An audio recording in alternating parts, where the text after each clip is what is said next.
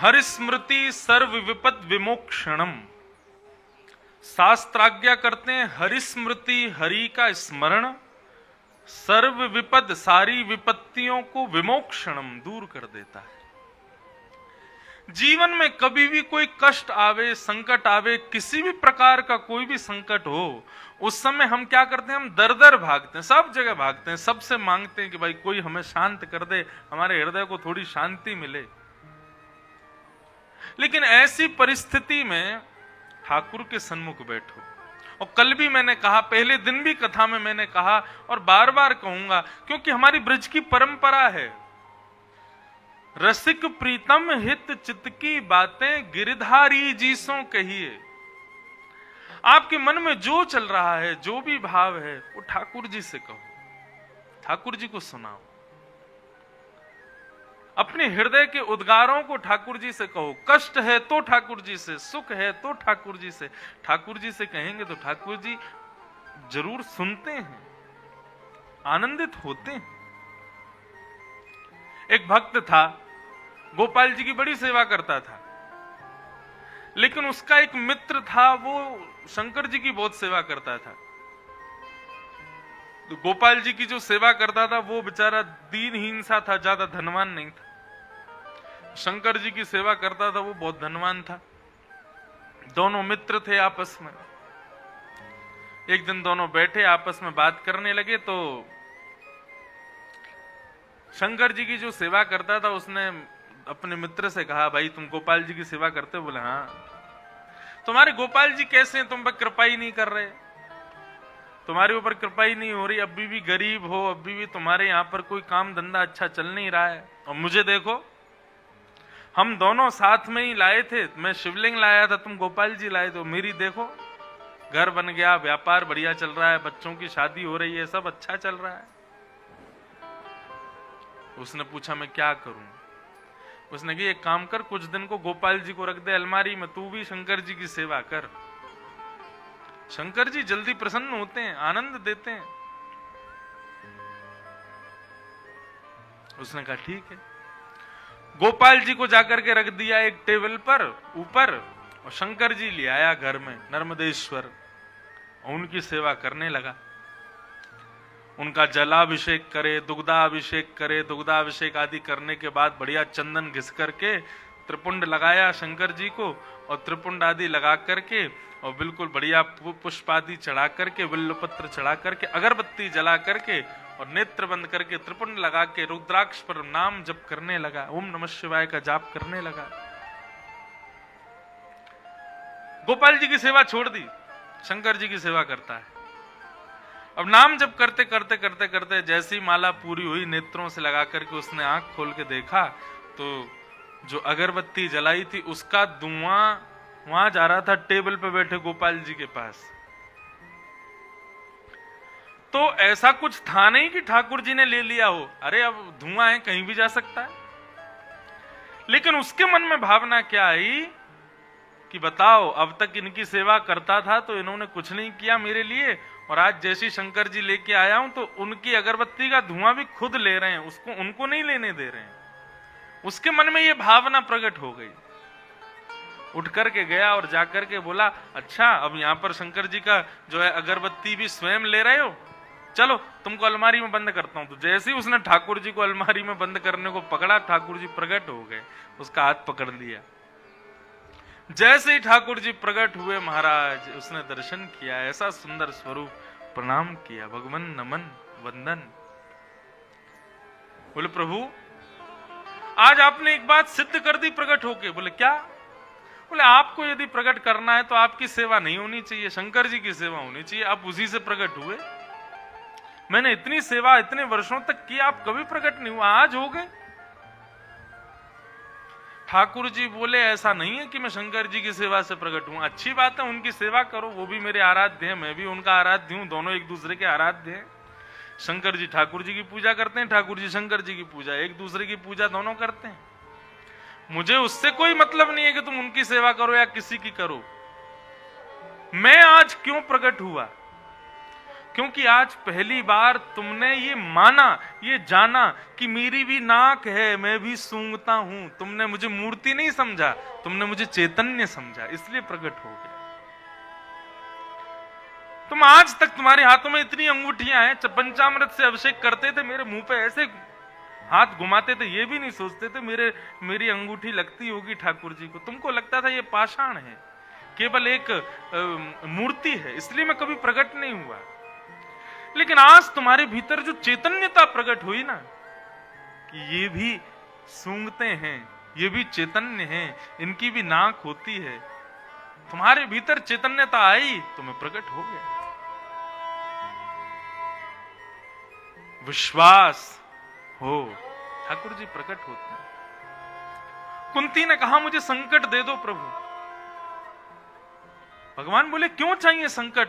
बोले इसलिए संकट चाहिए, मुझे संकट नहीं चाहिए, मुझे वो चाहिए जिससे आपकी याद बनी रहे, और वो केवल संकट में ही बनती है प्रभु। जीवन में सुख आ जाते हैं तो आपका स्मरण इतना नहीं होता, लेकिन संकट आते हैं तो बहुत स्मृति होती है आपकी। इसलिए कन्हैया मुझे संकट दे दो, मुझे कष्ट दे दो।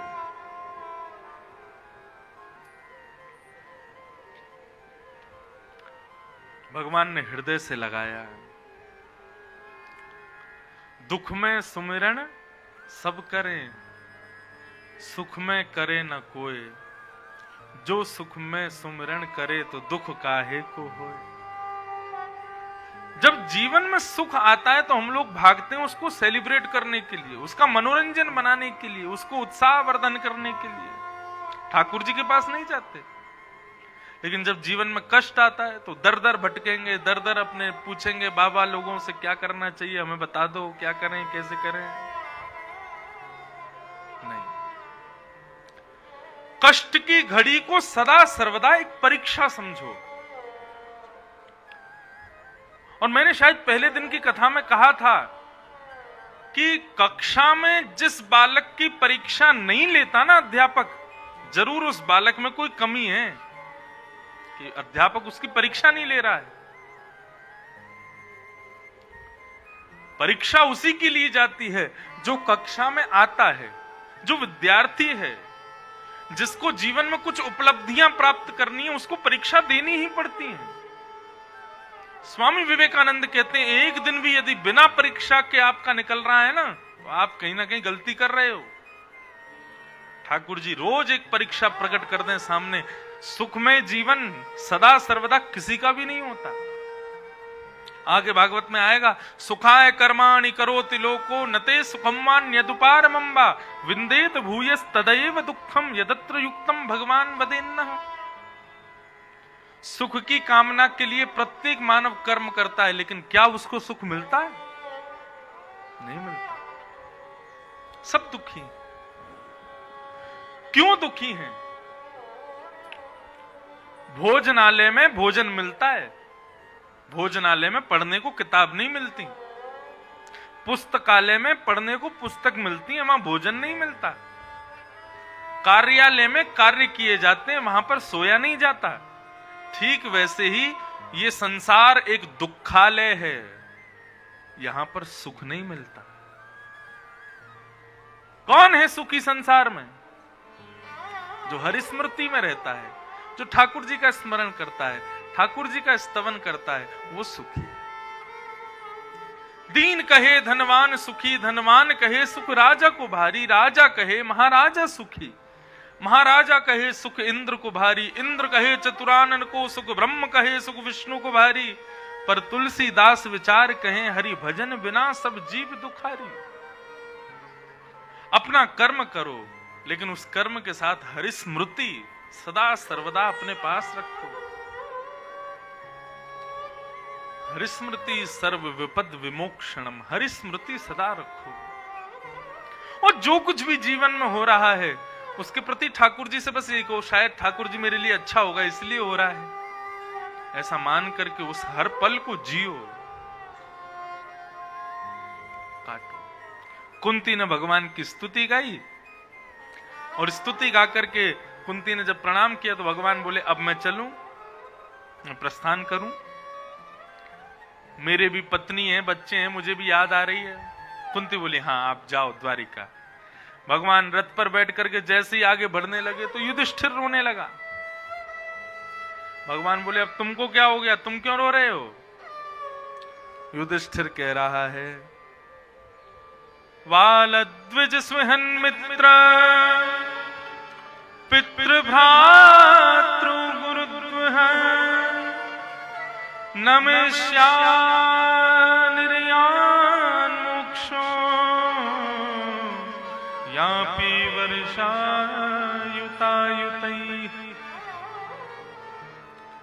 महाभारत युद्ध के माध्यम से ना जाने कितने बालकों को अनाथ कर दिया मैंने, कितने बालकों को उनके पिता से दूर कर दिया, कितनी माताओं को विधवा कर दिया मैंने, कितने घर उजाड़ दिए, कितने परिवारों को नष्ट कर दिया महाभारत के युद्ध से मैंने। मैं कितना भी अब भगवान का भजन कर लूं, कितना भी तर्पण कर लूं, कितना भी प्रायश्चित कर लूं, लेकिन इस पाप से मैं बच नहीं पाऊंगा, इसलिए रो रहा हूं। मुझ पर बहुत भयावह पाप चढ़ गया है। भगवान मुस्कुराने लगे। भगवान बोले अब इस युधिष्ठिर को कौन समझाए? अरे जिसका हाथ पकड़ करके मैं स्वयं चल रहा हूं साथ में, उसको रोना चाहिए कभी?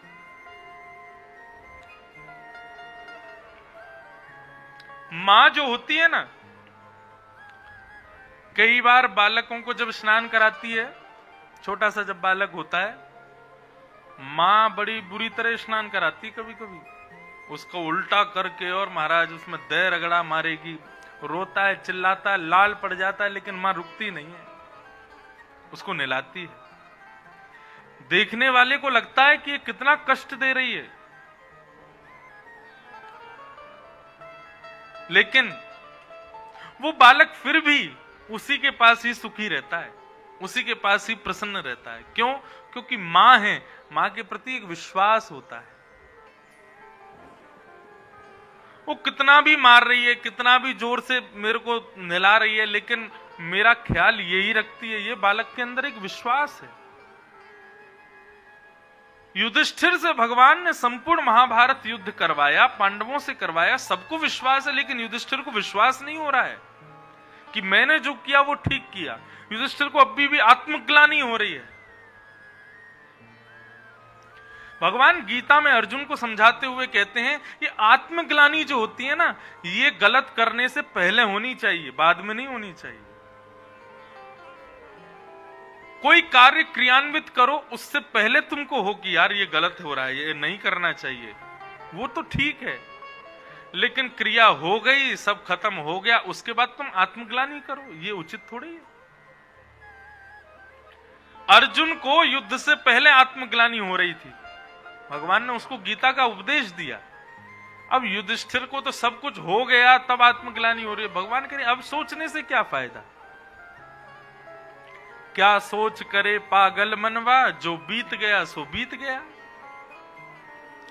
इस उजड़े जग का खेल ही क्या, कोई हार गया कोई जीत गया, सोचते क्यों हो? हम लोग ना अपने आज को बर्बाद कर देते हैं। क्यों? आने वाली कल की चिंता में और बीते हुए कल की टेंशन में। कल ऐसा क्यों हो गया, और ये भय लगा रहता है कि आगे होगा क्या, उसके चक्कर में आज को बर्बाद करते हैं। अरे सब तज हरि भज, आनंद कर, चिंता मत करो, चिंतन करो, सब छोड़ो। भगवान बोले युधिष्ठिर को बहुत कष्ट हो रहा है, अभी इस युधिष्ठिर को कहां लेके जाऊं? तो भगवान उसको लेकर के गए भीष्म पितामह के पास। पितामह भीष्म महाभारत युद्ध की रणभूमि में पड़े हैं, बाणों की सैया पर लेटे हैं, रोम रोम में बाण लगा हुआ है भीष्म पितामह के, लेकिन अभी तक मृत्यु नहीं हुई। क्यों? इच्छा मृत्यु का वरदान। भगवान युधिष्ठिर आदि पांडवों को लेकर के भीष्म पितामह के पास गए। बंधुओं, भीष्म पितामह की स्तुति बहुत सुंदर है, बहुत अच्छा लगता है मुझे भीष्म पितामह का प्रसंग, बहुत ध्यान से सुनिएगा। भीष्म पितामह का दर्शन करने के लिए भगवान समस्त पांडवों को लेकर के जा रहे हैं। पितामह भीष्म के सामने मृत्यु खड़ी है हाथ जोड़ करके, हे प्रभु अब आ जाऊं मैं। भगवान भीष्म पितामह बोले चुपचाप खड़ी रहे, जब तक मेरी इच्छा नहीं होगी आना नहीं मेरे ऊपर। मृत्यु हाथ जोड़ करके खड़ी है कि कब मुझे स्वीकार करें, कब इनके ऊपर आऊं, कब ये मरें।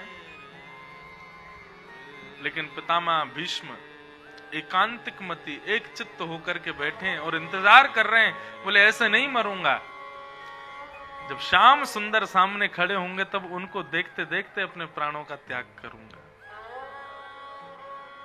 एक स्तुति हर मंदिर में हर ठाकुर के सामने जरूर गाया करो। कौन सी? इतना तो कहना स्वामी जब प्राण तन से निकले, गोविंद नाम लेकर जब प्राण तन से निकले। पीतांबरी कसी हो, मुखड़े पे कुछ हंसी हो, छवि मन में ये बसी हो, जब प्राण तन से निकले। श्री गंगा जी का तट हो, यमुना का वंशवट हो, मेरा सांवरा निकट हो, जब प्राण तन से निकले। हर स्मृति करते हुए अपने प्राणों का परित्याग करें तो समझना हमारा जन्म लेना सार्थक हुआ। भगवान सामने खड़े हैं, उनको देखते देखते प्राण निकल जाएं, और क्या चाहिए बस जीवन में, ये मिल जाए बस। भीष्म पितामह बाणों की सैया पर लेटे थे, इतने में ही शंख चक्र गदा पद्मधारी द्वारिकाधीश पीतांबरी पहने हुए पांडवों के साथ आ रहे हैं। उनको सूचना मिली। पितामह भीष्म के नेत्र सजल हो गए। बोला हाँ अब मैं कष्ट से बच पाऊंगा, अब मैं ठाकुर जी को देखते हुए प्राणों को त्याग दूंगा, प्राण निकाल दूंगा अपने। ठाकुर जी सामने आकर के खड़े हो गए। जैसे ही ठाकुर जी आकर के खड़े हुए, भगवान भीष्म पितामह ने प्रणाम किया और प्रणाम करते हुए कहने लगे ठाकुर जी अब मेरे सामने खड़े रहना, आपको देखते देखते प्राण निकाल दूंगा अपने। भगवान ने पांडवों को इशारा किया, बोले ये प्राण निकालें उससे पहले अपने मन के जो भी तुम्हारे संशय हैं सब इनसे कह दो, नहीं तो अभी प्राण निकल जाएंगे। पांडवों ने जाकर के भीष्म पितामह के चरणों में प्रणाम किया। भीष्म पितामह ने 5 प्रकार के धर्म बताए, दान धर्मान, राज धर्मान, मोक्ष धर्मान, स्त्री धर्मान, भगवत धर्मान। ये 5 धर्म बताए। दान धर्म के बारे में बताया, दान धर्म किसे कहते हैं उसका विस्तारीकरण किया। दान किसे करना चाहिए? कुपात्र दानाच्च भवेद दरिद्रम। कभी भी कुपात्र को दान मत दो। आपको लगता है कि मैं पैसा दूंगा और ये लेने वाला व्यक्ति इस पैसे को लेकर के इसका असदयोग करेगा, इसका दुरुपयोग करेगा, ऐसे व्यक्ति को कभी पैसा मत देना। क्यों? कुपात्र को दान देने से वो जो भी करेगा वो आपको भोगना पड़ेगा। इसलिए सत्पात्र को दान दो, कुपात्र को दान मत दो। दान धर्म बताया, राज धर्म बताया, पंच धर्म बताने के बाद में भीष्म पितामह भगवान से कहते हैं ठाकुर जी मेरे सामने खड़े हो जाओ, अब मैं आपकी स्तुति गा करके अपने प्राण त्यागूंगा। तब यहां पर भीष्म पितामह ने भगवान की मंगल में स्तुति गाई है। श्री भीष्मोवाच इतिमति रूप कल्पिता वितृष्णा भगवत सात्वत पुंगवे विभुम्ने स्वसुखमुपगते क्वचित् विहर्तुं प्रकृतिमुपेयुषि यत् प्रवाह त्रिभुवन गमनम तमालवर्णम रविकर गौरवराम्बरम दधाने वपुरलककुला वृताननाचम विजय सखेरतिरस्तुते वद्या। बंधुओं, एक काम करना, YouTube, गूगल सब जगह पर आपको भीष्म स्तुति मिल जाएगी। और YouTube पर दास की सेवा की भी मैंने गाई हुई है, वो भी डली हुई है। किसी ने डाली, हमने नहीं डाली। नित्य भीष्म पितामह की स्तुति का पाठ करने वाला व्यक्ति, जो नित्य पाठ करेगा, ऐसे व्यक्ति का अंतकाल जब भी आने वाला होगा, अंतकाल आने से कुछ क्षण पूर्व ठाकुर जी उसके सामने प्रकट हो जाएंगे, दर्शन जरूर देंगे। ये भीष्म स्तुति का प्रभाव है। यस, इस स्तुति को रोज गावे। तो हमको तो पता नहीं हमारा अंत कब होगा, हमारा अंतकाल कब आएगा, लेकिन ठाकुर जी को तो पता है ना। ठाकुर जी नाम लिख लेते हैं। जो भीष्म स्तुति का रोज पाठ करते हैं, ऐसे व्यक्ति को ठाकुर जी अंतकाल आने से पहले एक बार दर्शन जरूर देते हैं। इसलिए बंधुओं, इस स्तुति का नित्य पाठ किया करो। मुझे बहुत प्रिय है, बहुत अच्छी स्तुति है भीष्म पितामह की। त्रिभुवन कमनम तमालवर्णम रविकर गौरवराम्बरम दधाने वपुरलककुला वृताननाचम विजय सखेरतिरस्तु मे वर्या युधितुर्गर्जो विधुम्न विश्वक कचलुलित श्रमवार्यलङ्कृतास्ये मम निशितशरे विविद्यमानः त्वचविलसत्कवचेस्तु कृष्ण आत्मा।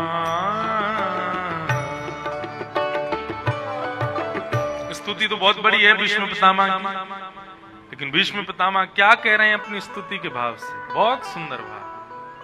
हे प्रभु, इतिमति रूप कल्पिता वितृष्णा भगवत सात्वत पुंगवे विभूमने। हे प्रभु, मेरी जो मति है ना, बुद्धि, वो अब वितृष्णा हो गई है। तृष्णा किसे कहते हैं? इच्छाओं को तृष्णा कहते हैं। मेरी मति वितृष्णा हो गई, अब इसके अंदर कोई इच्छा नहीं रह गई है। इसलिए प्रभु, वितृष्णा रूपी इस मति को मैं अब आपके श्री चरणों में अर्पित करता हूं, प्रदान करता हूं। भोगा न भुक्ता वयमेव भुक्ता। शास्त्र क्या आज्ञा कर रहे हैं, बहुत ध्यान से सुनना। भोगा न भुक्ता वयमेव भुक्ता। हम भोग भोगने से प्रारंभ करते हैं, लेकिन एक दिन ऐसा आता है कि हम भोग को नहीं भोगते, वो भोग हमें भोगता है। भोगा न भुक्ता वयमेव भुक्ता।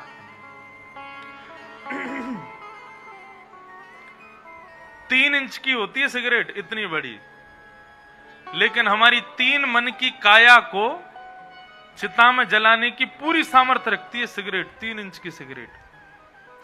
भोगा न भुक्ता वयमेव भुक्ता। वो सिगरेट खत्म नहीं होती। जैसे जैसे सिगरेट को हम अपने मुख पे लगाते हैं, उस सिगरेट की वजह से हम खत्म होते हैं, हम नष्ट होते हैं। भोगा न भुक्ता वयमेव भुक्ता। तपो न तपता वयमेव तपता। मैं भजन करूंगा, मैं तप करूंगा, कहते कहते मर जाते हैं, एक दिन खुद ही तप जाते हैं, तप नहीं करते। कालो न याता वयमेव याता। समय कभी खत्म नहीं होता, हम खत्म होते हैं हर क्षण। ऐसे ही तृष्णा न जीर्णा वयमेव जीर्णा। हम बुढ़े हो जाते हैं, लेकिन हमारी इच्छाएं कभी बुढ़ी नहीं होती हैं, वो हमेशा जवान बनी रहती हैं। जब मुंह में दांत नहीं होते ना, तब ज्यादा इच्छा होती है कचौड़ी खाने की, भल्ले खाने की, समोसा खाने की। जब दांत नहीं होते तब ज्यादा इच्छा होती है, क्योंकि बुढ़ापे में इंद्रियां तो शिथिल हो जाती हैं, लेकिन हमारे इच्छाएं बहुत बलवान हो जाती हैं। इस तृष्णा से रहित होना बहुत मुश्किल है, लेकिन भीष्म पितामह कह रहे हैं मैं तृष्णा रहित हो गया प्रभु, अब मेरी इस मति को स्वीकार करो। मैं अपनी कथाओं में कभी कभी भीष्म पितामह की स्तुति एक अलग ढंग से प्रस्तुत करता हूं, वो सुनो ध्यान से। भीष्म पितामह क्या कह रहे हैं, बोले ठाकुर जी मैं अपनी बेटी का ब्याह करना चाहता हूं, मेरी एक बेटी है, मैं मरने से पहले उसका ब्याह करना चाहता हूं। भगवान बोले भीष्म पितामह तुम बाल ब्रह्मचारी, तुमने ब्याह किया नहीं, तुम्हारी बेटी कहां से आ गई? पितामह भगवान से कहते हैं, बोले प्रभु आपने प्रत्येक मानव को एक बेटी दे रखी है, मति बुद्धि, ये सबको एक बेटी दे रखी है आपने। मैं इस मति रूपी बेटी की आपसे शादी कराना चाहता हूं, इसका ब्याह करना चाहता हूं प्रभु, इसको स्वीकार कर लो, इसको अंगीकार कर लो। भगवान कहने लगे, बोले कन्या वर्यते रूपम, बेटी का ब्याह बेटी से पूछ के करना चाहिए, और बेटी और कुछ नहीं देखती ब्याह में, घर कैसा, परिवार कैसा, धन दौलत वो सब ठीक है, पिताजी को लगे अच्छा तो बोलो, लेकिन कन्या वर्यते रूपम, कन्या रूप से ब्याह करती है, उसको तो रूप चाहिए। भगवान बोले तुम्हारी बेटी को हम पसंद है कि नहीं, बिना पसंद के ही ब्याह कर दोगे तो फिर बड़ी लड़ाई झगड़े होंगे मेरी और तुम्हारी बेटी के बीच में, पहले ये तो पूछ लो उसको हम पसंद है कि नहीं। भीष्म पितामह बोले आपको देख करके भी कोई ऐसा कह सकता है कि उसको आप पसंद ना होंगे? त्रिभुवन कमनम तमाल वर्णम रविकर गौरवरम वरम दधाने। हे कन्हैया, हमारे ब्रज में कहते हैं कृष्ण लला तुम होते लली तो गरे कट जाते करोड़न के। हे कन्हैया, बहुत बड़ी गरीमत है कि आप लाला हो, कहीं लाली होते ना करोड़न के गले कट गए होते। हमारे वृंदावन में श्री राधिका रानी श्री किशोरी जी घूंघट में रहती हैं, सदा सर्वदा घूंघट में रहती हैं। बिहारी जी के मंदिर में जाओ, बिहारी जी दिख रहे हैं, राधा रानी कहाँ है? घूंघट में बैठी हैं। राधा वल्लभ जी दर्शन करने जाओ, राधा वल्लभ राधा रानी कहाँ है? गादी भाव से विराज रही हैं। राधा रमण जी में जाओ, श्री राधा रानी कहाँ है? चूड़ामणि के रूप में विराज रही हैं। क्यों? राधा रानी का दर्शन क्यों नहीं है? बोले किशोरी श्याम सुंदर के दर्शन करके तो पागल हो गए हम लोग, किशोरी जी के दर्शन होंगे तो हमारी हालत क्या होगी? और सही बात पूछें तो बताऊं, जब देखी वृषभानुजा हिय बिच उठी हुक, वंशी रह गई हाथ में फिर ना लागी। किशोरी जी तो हमारे, अब किशोरी जी का रस, राधा रानी का रस वो तो वृंदावन में ही प्रकट होता है, या रसिकों के बीच में प्रकट होता है। अनाधिकारियों के बीच में कहने में थोड़ा सा संकोच होता है, क्योंकि किशोरी जी हमारे ब्रजमंडल में भी अनाधिकारियों को दर्शन नहीं देती। किशोरी जी वास्तविक में घूंघट करके क्यों बैठी हैं वृंदावन में? एक दिन ठाकुर जी वंशी बजा रहे थे, वंशी बजाते हुए उमड़ घुमड़ते जा रहे थे, तो जब ठाकुर जी वंशी बजाते थे तो जो भी गोपी सामने होती थी एक बार पलट के जरूर देखती थी पीछे। तो ठाकुर जी ऐसे ही वंशी बजाते थे कि सब गोपियां उनकी तरफ निहाल हो जाती थी। एक दिन ठाकुर जी वंशी बजाते भये और यमुना किनारे पहुंचे, यमुना पुलिन पर पहुंचे तो किशोरी जी वहां पर जल भर रही थी। तभी ठाकुर जी बंशी बजाने लगे, बोले नेक पीछे मुड़ के देखो, हे श्यामा जू किशोरी जी नेक पीछे मुड़ के तो देखो। अब उमड़ घुमड़ के बंशी बजा रहे हैं, बहुत उमड़ घुमड़ के जब बंशी बजाने लगे तो किशोरी जी ने पीछे मुड़ के जैसे ही देखो, तो जैसे ही किशोरी जी ने पीछे देखा ठाकुर जी के हाथ में बंशी है, अपनी कोमल उंगलियों से उसके छिद्रों को आच्छादित तो कर रहे हैं, फूंक भी मार रहे हैं, लेकिन बंशी बज नहीं रही है। किशोरी जी को देख करके बंशी बजनी बंद हो गई। ठाकुर जी निहाल हो गए उनके रूप माधुरी पर।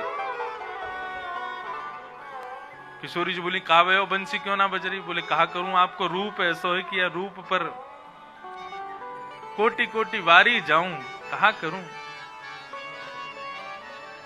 किशोरी जी ने जैसे ही घूंघट कियो तो ठाकुर जी की बंशी बजने लगी। तो हमारे ब्रज को यही भाव है, किशोरी जी घूंघट करके या मारे बैठी हैं, कहीं मैंने घूंघट ऊपर कियो तो बिहारी जी जो ऐसे खड़े वो ऐसे ना, वो ऐसे खड़े रहेंगे, मुंह को ही देखते रहेंगे। तो संसार के लोग जो दर्शन करवे आए हैं उनको दर्शन ना मिलेगा, वो ये देखते रहेंगे या हमारे किशोरी जी घूंघट करके बैठी हैं हमारे ब्रज मंडल में। ऐसे ठाकुर जी, ऐसी किशोरी जी। तो ठाकुर जी बड़े सुंदर हैं, बहुत सुंदर स्वरूप है लाल जी को। उनकी रूप माधुरी को कहा वर्णन किया जाए। त्रिभुवन कमनम तमाल वर्णम, यहां पर भीष्म पितामह कह रहे हैं एक तो ठाकुर जी आप सांवले तमाल वर्ण के हो और ऊपर से रविकर गौर वराम वरम दधाने, पीली पीतांबरी पहनते हो। आपका रंग सांवला, ऊपर से पहनते हो पीली पीतांबरी, तो ड्रेसिंग सेंस बहुत अच्छा है ठाकुर जी का। सांवले लोगों को, गहरे कलर जिनका हो उनको लाइट कपड़े पहनने चाहिए, और जिनका कॉम्प्लेक्शन वाइट हो, जो थोड़े से गोरे हो, उन लोगों को गहरे रंग के कपड़े पहनने चाहिए, तभी बढ़िया लगते हैं। अब किसी का रंग ही गहरा हो, वो गहरे रंग के कपड़े पहन ले तो फिर अदृश्य हो जाएगा, दिखेगा नहीं। ठाकुर जी हमारे कैसे हैं? चटकीले कपड़े पहनते हैं, इसीलिए हमारे ब्रज में गाते हैं से चटक मटक से ठाकुर जी कौन को पसंद नहीं आएंगे। ऐसी चटक मटक लीला। अच्छा, ये सब लीलाएं ठाकुर जी ने केवल द्वापर में करी हो ऐसी बात नहीं है, इस कलिकाल में भी ठाकुर जी ने खूब लीलाएं की हैं। अष्टछाप के सखा श्री सूरदास जी, कुंभन दास जी, गोविंद स्वामी, छीत स्वामी, श्री चतुर्भुज दास जी, ऐसे ऐसे सखा हुए ठाकुर जी के, उनके संग इतनी लीलाएं की, कहां तक वर्णन करें उनका। अभी की लीलाएं हैं ज्यादा से ज्यादा 500 वर्ष पुरानी। ठाकुर जी के एक सखा हुए गोविंद दास, उनको गोविंद स्वामी भी कहते हैं। वो ठाकुर जी के अष्ट सखाओं में सबसे प्रिय सखा उनको कह लो। उनके संग जैसी ठाकुर जी ने ऊधम लीला करी वैसी किसी के संग नहीं करी। इन अष्ट सखाओं की कथा हम इसलिए सुनते हैं, इसलिए सुनाते हैं, इसलिए पढ़ते हैं कि ठाकुर जी हमारे संग ऐसी लीला कब करोगे। एक दिन मैंने कुंभन दास जी की तो एक कथा सुनाई थी। ठाकुर जी चोरी करने गए थे गोवर्धन में कुंभन दास जी के साथ में। तो ऐसी ठाकुर जी की मधुर लीला। तो गोविंद स्वामी, गोविंद दास ठाकुर जी के एक बड़े अच्छे भक्त भाई। इनसे ठाकुर जी बोलते थे, बात करते थे, कोई भी मन के भाव होते थे इनसे जरूर कहते थे।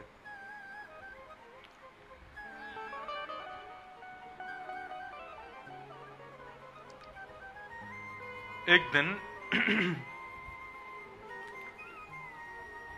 दुबका धाई खेल रहे थे। दुबका धाई समझते हो?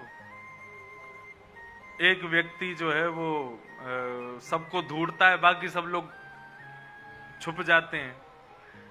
जो सबसे पहले मिल जाता है फिर वो दाव देता है, वो फिर सबको ढूंढता है, बाकी सबको। ऐसे खेलते थे ना बचपन में। आपके यहाँ कुछ और कहते होंगे मध्य प्रदेश में,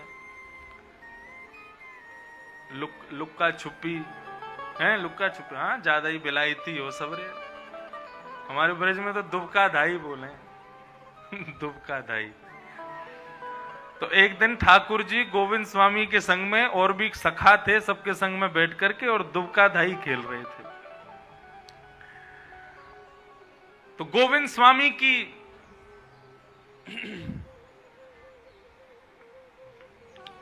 दाव थी और ठाकुर जी और बाकी के सब सखा छुप रहे थे। तो एक कदम वृक्ष के पीछे जाकर के ठाकुर जी छुप गए। अब जैसे ही छुपे तो बाकी के ग्वाल बाल तो दिखे नहीं, गोविंद स्वामी को ठाकुर जी का पीतांबरी दिखाई दे गई कोने से। गोविंद स्वामी गए और पीछे से जाकर के ठाकुर जी को पकड़ लिया। बोले, लाला पकड़ में आए गए, अब चल तू जा, तू दाव दे। हमारे ब्रज में बड़े लोगों को तू ही कहते हैं, यही सम्मान है वहां पे। रात में रासलीला में आओ तो सुनना ठाकुर जी यशोदा मैया से कैसे बोलते हैं, सब ग्वाल बाल तू ही कह के बोलते हैं। मैया तू कहां जा रही है, बाबा तू कहां आ रहा है, ऐसे ही बोलते हैं हमारे ब्रज में। तो गोविंद स्वामी बोले लाला अब तू दाव दे, जा चल। ठाकुर जी दाव देवे के काजे गए तो गिनती गिनते हैं 1 2 3 10 तक गिनती गिनो, तब तक सब छुप जाते हैं, फिर देते हैं। तो ठाकुर जी 10 तक गिनती गिने और 10 के बाद सब छुप गए। लेकिन ठाकुर जी ने कहा कि वहां पकड़वे की जगह सीधे गए मंदिर में जाके खड़े है गए, अपने व्यवस्थित है गए वहीं पे। और गोविंद स्वामी और बाकी के सभी सखा खड़े खड़े खड़े खड़े 1 घंटा है गए। गोविंद स्वामी वगैरह बोले लाला कहां चलोगे, धूड़वे ना आयो। सब ग्वाल बाल इकट्ठे भये, बोले लाला ने कोई को दाव दई का, बोले ना है मन हमारे पास ना आयो, कोई के पास ना आयो। सब बोले बोले हमें पागल बना के चलोगो, मंदिर में जाके खड़ो है गयो। गोविंद स्वामी मंदिर में गए। मंदिर में जैसे गए तो ठाकुर जी द्वारपालों से बोल गए, तो बोले गोविंद स्वामी आवेगो, गुस्सा करवे मुंह को फिर मारवे आवेगो तो बाकू पकड़ के बाहर कर दियो, मंदिर में मत आन दियो। तो जैसे ही गोविंद स्वामी भीतर प्रवेश करने लगे, द्वारपालों ने धक्का दिया गोविंद स्वामी को, जा पीछे हट, अंदर ना जा सके, ठाकुर जी ने मना कियो है। गोविंद स्वामी बोले लाला कभी तो निकर के आवेगो बाहर। तो जिस मार्ग से ठाकुर जी जाते थे रोज खेलने के लिए, गोविंद स्वामी वहीं जाके बैठ गए और मां बैठ कर के गा रहे हैं, एक पद गा रहे हैं, एक भाव गा रहे हैं, ठाकुर जी सो कह रहे हैं।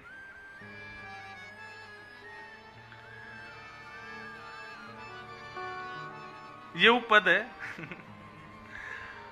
आयो भाज गंवार दावले, आयो भाज गंवार दावले। मेरी दाव लेके भाज को। और क्या कह रहे हैं, गंवार कह रहे हैं ठाकुर जी से।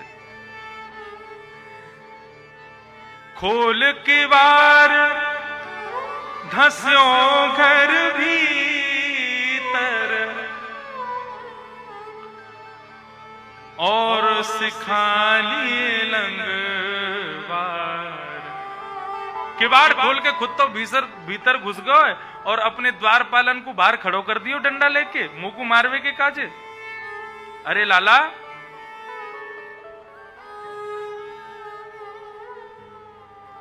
कबहू तो निकसे गो बाहर, मैं यहीं बैठा हूं। बोली ऐसे दूंगो मार, कभी तो आवेगो बाहर, तू को खूब मारूंगो फिर, आ तो सही तू बाहर। ऐसे गोविंद स्वामी बैठ करके ठाकुर जी को बाहर से कह रहे हैं। अब भीतर बैठे बैठे ठाकुर जी सकुचाए से खड़े हैं। गुसाई जी पहुंचे, गुसाई जी ने कही ठाकुर जी कहा भयो लाल जी, आप इतने सकुचाए से क्यों, डर क्यों रहे हो? बोले अरे गोविंद स्वामी के संग आज मैंने खेल कर दियो। का खेल कर दियो? बोले बाकी दाव आई तब तक तो हम छुप रहे, जैसी मेरी दाव आई तो मैं भगे आया हूं माते। गुस्सा कर रहा हो, बाहर मारवे के काजे बैठो मुंह। ऐसी ठाकुर जी की मधुर लीला। गुसाई जी गए, जाकर के गोविंद स्वामी को समझाने लगे, अरे गोविंदा नाराज मत हो बे, चल, अरे तू सौभाग्यशाली है, ठाकुर जी तेरे संग खेले। बोले हाँ तुम्हारो लाडलो है ना, तुम्हें लाडले ने पढ़ा लिखा के भेजो है। ऐसी ऐसी लीला ब्रज में भाई। गोविंद स्वामी मुख्य द्वार पर खड़े खड़े पद गाते थे और अंदर गुसाई जी ठाकुर जी का श्रृंगार करते थे। तो जैसे ही गुसाई जी नीचे झुकते थे तो ठाकुर जी अपने श्रृंगार में से मोती वोती उठा के पकड़ते और गोविंद स्वामी के एक मारते। तो गोविंद स्वामी के सिर पे आके लगता तो गुम्माटा फूल जाता। गोविंद स्वामी बोले शर्म नहीं आ रही, मुझे मार रहा, रुक जा तो बताऊं। गोविंद स्वामी ने वही मोती लेके जैसे ही ठाकुर जी में मारो तो गुसाई जी ने देख लियो। गुसाई जी बोले गोविंदा बहुत बड़ी गलती करे भैया, तू ये ऐसे मत करेगा, ठाकुर जी को मारे, ठाकुर जी को श्रम करावे। गोविंद स्वामी बोले हाँ तुम्हारो लाडलो है, वो मार दे तो कोई दिक्कत ना है, हम कछु कह दें तो तुम्हें बड़ी बुरी लगे। ऐसी ऐसी लीला गोविंद स्वामी के संग ठाकुर जी ने करी। एक कन्हैया नाम का झाड़ू लगाने वाला था गिरिराज जी में, वो रोज झाड़ू लगाता था, स्वपच खानदान से था। तो स्वपच जाति के लोगों के लिए मंदिर में खिड़की थी, उसमें से दर्शन करते थे ठाकुर जी का। आचार विचार भैया मंदिर में बहुत होते थे, भीतर अपवित्रता ना हो आदि आदि। तो रोज ठाकुर जी को खिड़की में से देखता, कहता लाल जी गोविंदा की तरह मेरे संग कब खेलोगे, तुम मेरे संग खेलवे कब आओगे? मेरे संग लीला कब करोगे? ऐसे उसके भाव ठाकुर जी के प्रति। तो ठाकुर जी ने एक दिन इशारा किया, बोले जैसे ही राजभोग आरती करके सब मंदिर से जाएंगे, मैं निकस के आ जाऊंगा, तेरे संग खेलूंगा। राजभोग आरती के बाद में मंदिर जब बंद हुआ तो ठाकुर जी खिड़की से उतर के आए और गुपचुप नजर बचा के सबसे और कन्हैया के संग में खेलते थे। किसी को पता ना चल जाए ऐसी क्रीड़ा करते थे। एक दिन गोविंद स्वामी गिरिराज जी के ऊपर आ गए गलती से, और जैसे ही पहुंचे तो उन्होंने क्या देखा कि ठाकुर जी कन्हैया के संग खेल रहे हैं। वही कन्हैया जो झाड़ू लगावे। अरे जाकू मंदिर में प्रवेश करवे को भी अधिकार नहीं, ठाकुर जी वाकू छू रहे हैं, वाकी गोदी में बैठ रहे हैं, वाकू गले लगा रहे हैं, वाके संग खेल रहे हैं, और गोविंद स्वामी सारी लीला देख रहे थे खड़े खड़े। ठाकुर जी की जैसी दृष्टि पड़ी और बोले अब तो फंस गए लाला। बोले कैसे फंस गए? बोले आज गोविंदा ने देख लिए, अब ये गुसाई जी से हमारी शिकायत कर देगो। और ठाकुर जी अपने अर्चकों से ऐसे ही डरते हैं जैसे बालक मैया से डरता है। बोले अभी गुसाई जी तो शिकायत कर देगो। ठाकुर जी गए, अरे गोविंदा ऐसी दोपहरिया में ऊपर गिरिराज जी पे क्या कर रहे हो? बोले तुम्हें देख हुए आयो, तुम क्या कर रहे हो? और आज तुम्हारी चोरी पकड़ी गई है, जो तुम गुपचुप बैठ करके कन्हैया के संग खेलो ना, मैं सब बताऊंगा गुसाई जी को। गुसाई जी इतना ध्यान रखें, 4 बार हाथ धुलवा में पूरा मंदिर धुलवाएंगे, ठाकुर जी को ऐसे मत छुओ, ठाकुर जी को यूं करो। और ये ठाकुर जी पूरे कुल की मर्यादा तेने जो एकाएक कन्हैया के संग खेल खेल के सब खत्म कर दी लाला, आज गुसाई जी को बताऊंगा। ठाकुर जी बोले देख तू जो कहेगो सो करेंगे, लेकिन गुसाई जी से मत कहिए। तो फिर चल मेरे संग। बोले कहां? नीचे गोविंद कुंड में जाके स्नान करो, स्नान करो, स्वयं को पवित्र करो, तब ऊपर आके मंदिर में बैठोगे तो मैं गुसाई जी से नहीं कहूंगा, नहीं तो अभी शिकायत करूं तुम्हारी। ठाकुर जी बोले इतनी सर्दी पड़ रही है भैया, ऐसे मोटे मोटे वस्त्र गुसाई जी पहना में, सिगड़ी सामने रखें, कंबल उड़ामें, इतनी सर्दी को ध्यान गुसाई जी रखें, तू बस ठंडे से कुंड में कुदवावे को हमें, ऐसा मत करे। गोविंद स्वामी बोले तो एक काम करो, कूदियो मत, कुंड के बाहर बैठ के आचमन कर लियो, मैं मंत्र बोल दूंगा, ब्राह्मण हूं। भगवान बोले चल। तो जैसे गोविंद स्वामी को हाथ पकड़न, गोविंद स्वामी बोले मेरो हाथ मत पकड़ियो, जब तक आचमन नहीं करे मुंह को भी मत छुइयो। ठाकुर जी के संग ऐसी लीला।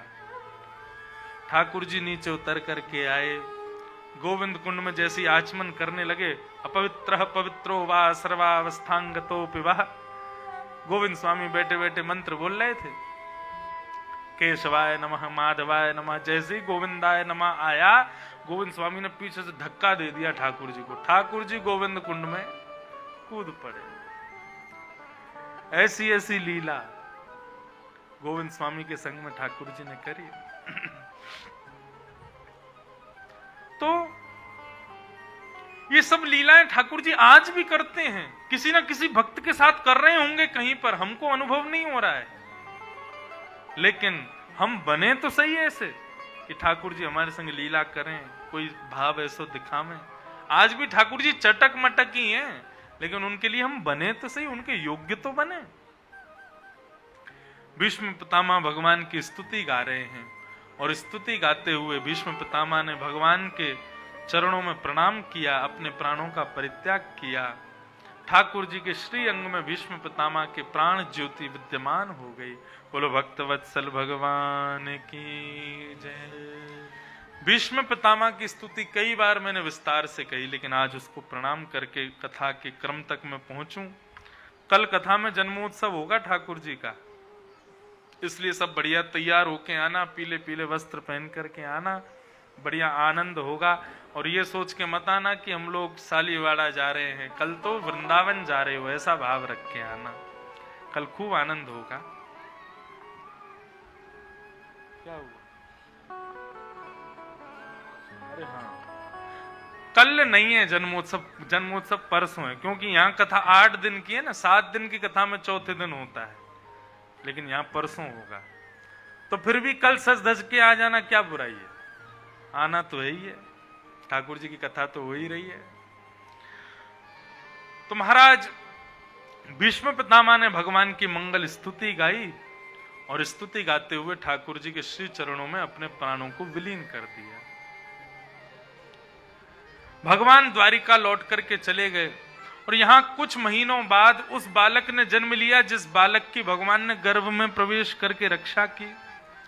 उस बालक का नाम परीक्षित रखा गया। भगवान भी उस बालक से मिलने के लिए आए।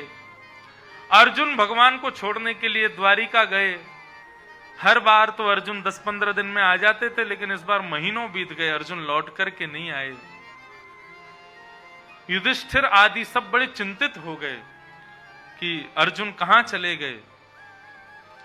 इतने में ही मुख्य द्वार पर एक दीनहीन सा व्यक्ति आकर के गिर पड़ा। युधिष्ठिर, भीम, नकुल, सहदेव सब दौड़ करके गए तो जाके देखा वो कोई और नहीं, दीनहीन सा व्यक्ति अर्जुन ही था। अर्जुन को गोद में उठा करके युधिष्ठिर जी ने पूछा, अर्जुन तुम्हारी ये स्थिति कैसे हो गई? तुम्हारा मुकुट कहां है? तुम्हारे वक्षस्थल का कवच कहां है? और तुम तेजहीन क्यों लग रहे हो? द्वारिका गए थे ना? द्वारिका में सब कुशलता तो है ना, सब मंगल तो है ना? अर्जुन क्या हुआ बताओ? अर्जुन कह रहे हैं, वंचितो हम महाराज हरिणाम बंधुरूपिणा येन मे पहितम तेजो देवविस्मापनम। हे पिताजी,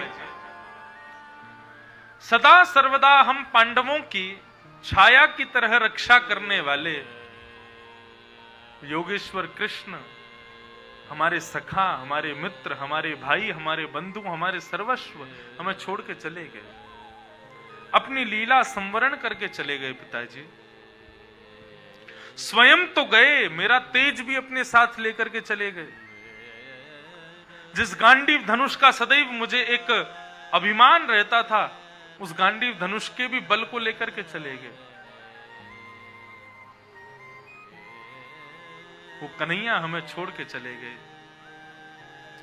आज संपूर्ण भगवान के किए गए उपकार याद आ रहे हैं पांडवों को। भगवान ने कब कब कैसे कैसे हमारी रक्षा की। भैया, जिन कृष्ण की वजह से इंद्र का आसन सदा आधा खाली रहता था, क्यों? अर्जुन आएगा तो अर्जुन यहां बैठ सकता है, क्यों? कृष्ण का मित्र है अर्जुन। जिन कृष्ण की वजह से दुर्वासा के कोप से हम बच गए, जिन कृष्ण की वजह से महाभारत जैसा विशाल युद्ध हमने ऐसे पार कर लिया जैसे एक गाय के खुर के गड्ढे को पार कर लेते हैं, वो कृष्ण हमें छोड़ के चले गए। भैया, आज अनंत उपकार कन्हैया के याद आ रहे हैं समस्त पांडवों को। कब कब कैसे कैसे रक्षा की कन्हैया ने। भैया, महाभारत युद्ध में एक ऐसा मंजर आया था, मेरे घोड़े प्यासे थे, कन्हैया खूब कोशिश कर रहे थे कि ये रथ आगे बढ़े, लेकिन रथ चल नहीं पा रहा था। मैंने कन्हैया से कहा, कन्हैया क्या हुआ, रथ आगे क्यों नहीं बढ़ रहा है, बढ़ाओ। ठाकुर जी कहने लगे, अर्जुन तेरे घोड़े प्यासे हैं और जब तक इनको जल नहीं मिलेगा ये आगे नहीं बढ़ेंगे। मैंने कहा, अर्जुन तो क्या मैंने कहा, कन्हैया तो क्या करें, अब ये बीच युद्ध में मैं जल कहां से लेकर के आऊं? यहां पर देख रहे हो चारों तरफ कौरवों की सेना ने हमको घेर रखा है, यहां से बचकर के निकलना मुश्किल है, घोड़ों को पानी कैसे पिलाऊं? कन्हैया मुस्कुराने लगे और अर्जुन से कहने लगे, अर्जुन जो कहूंगा सो करेगा। मैंने कहा, करिष्ये वचनम तव, आप जो कहोगे सो करूंगा, बताओ एक बार। ठाकुर जी बोले, तो बोले एक काम कर, रथ से नीचे उतर, अपने धनुष को उठा, बाण को प्रत्यंचा पर चढ़ा करके पृथ्वी में गड्ढा कर और गड्ढा करके जल निकाल करके घोड़ों को खोल करके जल पिला दे और जल पिला करके पुनः घोड़ों को रथ में लगा करके पीछे आकर के बैठ जा। मैं कहने लगा, कन्हैया ये आप कैसी आज्ञा कर रहे हैं? मैं रथ से उतरूंगा, जल का स्रोत निकालूंगा, घोड़ों को खोल के जल पिलाऊंगा, फिर पुनः उनको रथ में लगा के पीछे बैठूंगा। इतनी देर में तो ये आपको क्या लगता है सामने खड़े कौरव मुझे छोड़ देंगे? जान से मार देंगे मुझे? भगवान बोले अभी अभी तो तू बोला करिष्ये वचनम तव, आप जो कहोगे सो करूंगा, कर। मैंने पूर्ण विश्वास के साथ भैया कन्हैया की बात को माना, रथ से उतर करके जल का स्रोत निकाला वहीं बीच युद्ध में, और जल का स्रोत प्रकट करके मैंने घोड़ों को मुक्त किया, घोड़ों को जल पिला करके पुनः रथ में जोत दिया। इतनी देर में मन में विचार करने लगा, इतनी देर हो गई, एक बाण ने भी मेरा स्पर्श नहीं किया। इन कौरवों को मैं दिखाई नहीं दे रहा क्या? ये मुझे मार क्यों नहीं रहे हैं? तभी मैंने कौरवों की सेना की ओर नजर उठा करके देखा तो कौरवों की सेना में भीष्म पितामह, द्रोणाचार्य, कृपाचार्य सब हाथ में धनुष बाण लिए खड़े हैं, मुझको केंद्र में ले रखा है, लेकिन कोई भी बाण छोड़ नहीं रहा है। तभी मैंने देखा ये देख कहां रहे हैं, तो मैंने पाया कि वे सब मेरे रथ की ओर देख रहे थे। पीछे उड़ करके जब मैंने देखा, पीछे मुड़ करके जब मैंने देखा तो मेरे रथ के सारथी कन्हैया शंख चक्र गदा पद्म धारण करके चतुर्भुज रूप में प्रकट हो गए। अपने रूप को इतना सुंदर बना लिया कि समस्त कौरवों की सेना भूल गई कि हमको अर्जुन को मारना है। अपनी रूप माधुरी से कौरवों की सेना की आयु का हरण करने वाले वो कन्हैया आज हमें छोड़ के चले गए भैया।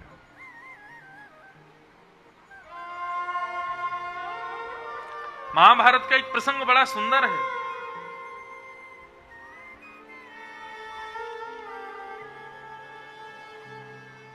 उडुपी के राजा, दक्षिण में एक स्थान है उडुपी,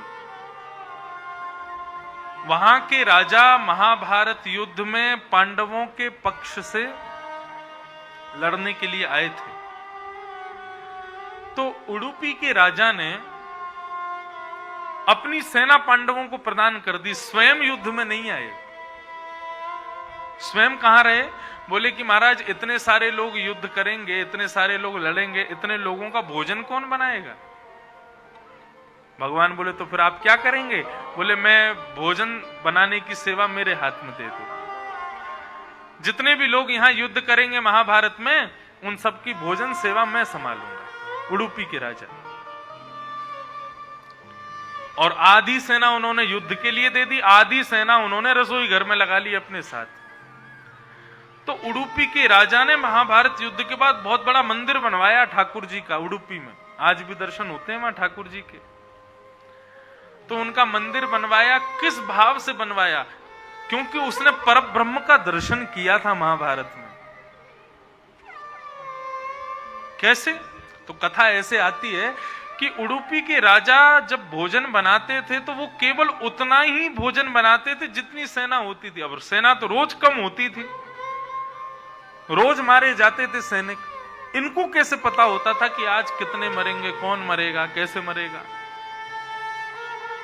तो उडुपी के राजा कहते हैं कि रात्रि में जब सब शयन करते थे तब मैं एक पात्र में कुछ चने लेकर के जाता था और भगवान कृष्ण के कक्ष में रख देता था। और रात्रि को सबके शयन कराने के बाद में द्वारिकाधीश आकर के अपने कक्ष में लेटते थे और बैठे बैठे चिंतन करते थे, कल कौन मरेगा, कल कैसे होगा, कल महाभारत युद्ध में क्या होगा, और कैसे ये मरेगा, कैसे वो मरेगा। इस प्रकार ठाकुर जी पूरी रूपरेखा बनाते, और जैसी रूपरेखा में सफल होते तो बीच में जैसी किसी की मृत्यु का रूपरेखा बना, ये ऐसे मरेगा, तुरंत एक चना खाते, ये ऐसे मरेगा, तुरंत एक चना खाते। इस प्रकार ठाकुर जी रात भर चिंतन करके चने खाते थे और पूरी रूपरेखा बनाते थे। तो उडुपी का राजा बोला मैं जब चने रखता था गिन के रखता था कितने चने, और जब सुबह उठाने जाता तब गिनता था तो मुझे अनुमान हो जाता था कि इतने कम हो गए, मतलब इतनी सेना खत्म है आज। तो मुझे मात्रा का अनुभव हो जाता था कि आज इतने लोग ही बचेंगे, इसलिए उतना ही भोजन बनता था। उस चीज से उसने अनुभव किया कि ये परमात्मा है, साक्षात परब्रह्म है, सब जानते हैं। तो वापस लौट करके जब उडुपी गए तो उन्होंने ठाकुर जी का मंदिर बनवाया। आज लोग लाखों लोग दर्शन करते हैं वहां ठाकुर जी का। भैया वास्तविक में महाभारत युद्ध में हमने मरे मराए सैनिकों को मारा, वास्तव में उन सैनिकों को मारने वाले तो द्वारिकाधीश थे, वो चले गए कन्हैया, हमें छोड़ के चले गए। ऐसे भाव कहते हुए अर्जुन रुदन करने लगे। युधिष्ठिर आदि सब लोगों ने अपने राजकीय वस्त्रों को त्याग दिया और त्याग करके वड़कल वस्त्र धारण कर लिए। नन्हे से परीक्षित को राज्य गद्दी पर बिठा दिया, मुकुट सिर पर धारण करा दिया और ब्राह्मणों को आज्ञा की कि अब इस परीक्षित से राजपाट आप संभलवा लीजिएगा। और समस्त पांडव स्वर्गारोहण को प्रस्थान कर गए। बंधुओं, ये पांडव कौन हैं? 2 मिनट बहुत शांति से सुनिएगा। युधिष्ठिर, अर्जुन, भीम, नकुल और सहदेव 5 पांडव हैं। ये 5 पांडव कौन हैं? युधिष्ठिर यानी कि धर्म, अर्जुन यानी कि हृदय मन, भीम यानी बल, नकुल यानी बुद्धि, सहदेव यानी स्वरूप। ये 5 गुण ही हमारे शरीर के भीतर 5 पांडव हैं। बहुत ध्यान से सुनिएगा। धर्म, हृदय, बल, बुद्धि और स्वरूप, ये 5 गुण हैं। इनमें से यदि एक भी गुण आपके पास है, धर्म है यदि आपके भीतर, तो समझो आपके पास युधिष्ठिर है। बल है आपके पास तो आप समझो आपके पास भीम है। आपका हृदय पवित्र है तो आपके पास अर्जुन है। बुद्धि है तो नकुल है, और यदि आप स्वरूप मानो तो आपके पास सहदेव है। ये सबकी महाभारत चल रही है। संसार एक महाभारत है और इस महाभारत में प्रत्येक व्यक्ति पांडव है। मैं भी पांडव हूं। मेरे पास इन 5 में से जो है वही पांडव है मेरे पास में। लेकिन ये पांडव युद्ध तब तक नहीं जीतेंगे जब तक इनके ऊपर वरद हस्त ना हो कृष्ण का। और कृष्ण कौन है? कृष्ण है ज्ञान। हमारे पास बल है, हमारे पास बुद्धि है, स्वरूप है, धर्म है, सब कुछ है, लेकिन हमारे पास में ज्ञान नहीं है। ज्ञान यानी कि गुरु नहीं है, सद्मार्ग बताने वाला कोई नहीं है, तो महाभारत का युद्ध हार जाएंगे हम। इन संसार के महाभारत युद्ध में परास्त हो जाएंगे हम। कृष्ण का होना जरूरी है। और दूसरा, इन 5 पांडवों की पत्नी यानी कि द्रौपदी का इनके साथ होना बहुत जरूरी है। और द्रौपदी कौन है? दया। जो अपने बालकों के हत्यारे को भी मुक्त कर दे, वो दया नहीं है तो कौन है? द्रौपदी दया है। तो कहने का अभिप्राय, यदि आपके पास धर्म है तो धर्म के साथ में दया चाहिए। आपके पास बल है तो बल के संग भी दया चाहिए।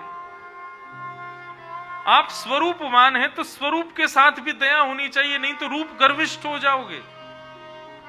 बुद्धि है तो बुद्धि के साथ भी दया चाहिए, नहीं तो बुद्धि का अभिमान हो जाएगा।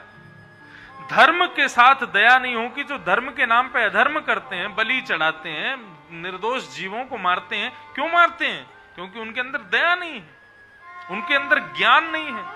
इसीलिए महाभारत युद्ध में गलत लड़ रहे हैं वो। इसलिए दया यानी द्रौपदी और ज्ञान यानी कृष्ण, गुरु यानी कृष्ण। इनको जीवन में लाओ तो महाभारत युद्ध में सब विजयी हो जाओगे, नहीं तो परास्त होने में देर नहीं लगेगी। 5 पांडव परीक्षित को राज्य गद्दी पर बैठा करके स्वर्गारोहण को चले गए। वन में प्रवास करते हुए स्वर्ग को प्रस्थान कर गए। बोलो भक्त वत्सल भगवान की। चले गए। अब परीक्षित धीरे धीरे बड़े हुए। परीक्षित की ब्याह हो गया, जन्मेजय आदि पुत्र हुए। एक दिन परीक्षित विचरण करते हुए वन में गए तो वन में इन्होंने एक आश्चर्य देखा। क्या देखा? एक वृषभ अपने एक पैर पर खड़ा है, उसके 3 पैर को एक काले काले व्यक्ति ने काट दिया। ये वृषभ कौन है? वृषभ यानी बैल। ये बैल कौन है? यही धर्म है। धर्म के 4 चरण होते हैं, सत्य, दान, दया और पवित्रता। बहुत ध्यान से सुनिए। धर्म के 4 चरण हैं, सत्य, दान, दया और पवित्रता। कलयुग में केवल धर्म का एक ही चरण बचा है, सत्य, और धीरे धीरे वो भी नष्ट होता जा रहा है। कलयुग केवल अपने एक चरण पर खड़ा है, सत्य पर, और धर्म केवल एक ही चरण पर खड़ा है, सत्य पर। कलयुग उसको भी नष्ट कर रहा है।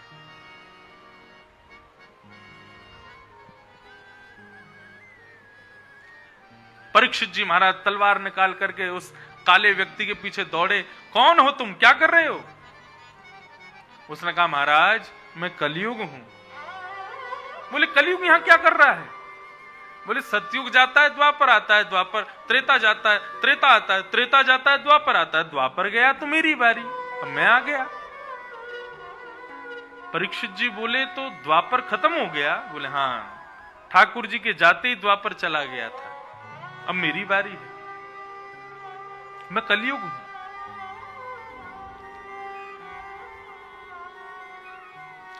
कलयुग और वृषभ के बीच में 3 प्रकार के दुखों की चर्चा होती है भागवत में।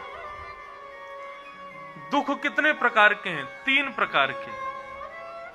पहला दुख का कारण होता है काल, समय।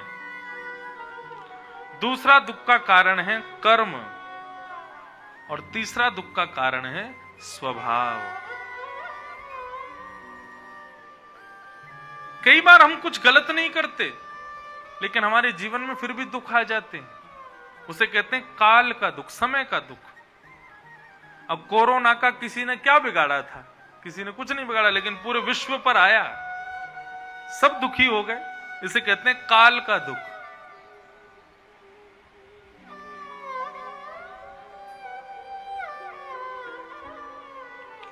काल का दुख। कभी कभी समय खराब आ जाता है। और एक होता है कर्म का दुख। सत्यनारायण भगवान की कथा सुनिए, उसमें एक व्यापारी की कथा सुनते हैं ना। वो व्यापारी भगवान की कथा कराता है, कहता है मेरे घर पुत्री होगी तो मैं सत्यनारायण भगवान की कथा करवाऊंगा, पुत्र या पुत्री होगी तो मैं कथा करवाऊंगा। उसके यहाँ एक पुत्री जन्म लेती है, पुत्री बड़ी हो जाती है। एक दिन पुत्री का ब्याह कर देता है अपने दामाद के साथ, वह भी बिजनेस करने के लिए विदेश चला जाता है। एक दिन विदेश के राजा के यहाँ चोरी हो जाती है। चोर सारा सामान लेकर के जाते हैं, पीछे सैनिक पड़ जाते हैं तो सारा सामान उस व्यापारी की दुकान में डाल देते हैं। सैनिक आकर के उस निर्दोष व्यापारी को बंदी बना लेते हैं। इसे क्या कहते हैं? यह है समय का दुख, काल का दुख। कई बार हम कुछ गलत नहीं करते, लेकिन हमारा समय खराब आ जाता है, काल से हम दुखी हो जाते हैं। लेकिन काल से दुखी व्यक्ति भी एक ना एक दिन सुखी हो जाएगा। दूसरा दुख का कारण होता है कर्म। हम जैसा करेंगे हमको भोगना पड़ेगा। चाहे आप जो कर लो, आपको भोगना तो पड़ेगा।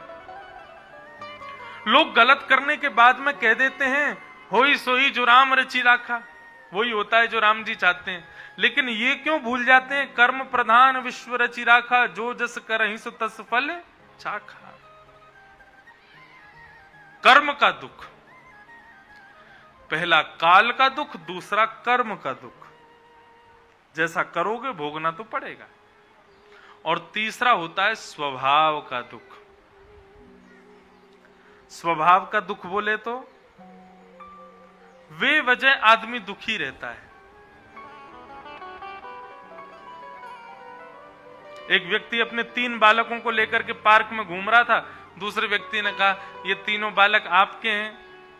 बोले हाँ, 4 होते तो तू क्या कर लेता? जबरदस्ती गुस्सा, बेमतलब में ही गुस्सा, मतलब मानो जैसे अभी तवा गरम चूल्हे से ही उठ के आ रहा हो। इसको कहते हैं स्वभाव का दुख। जो स्वभाव से दुखी है ना, उसको कोई सुखी नहीं कर सकता।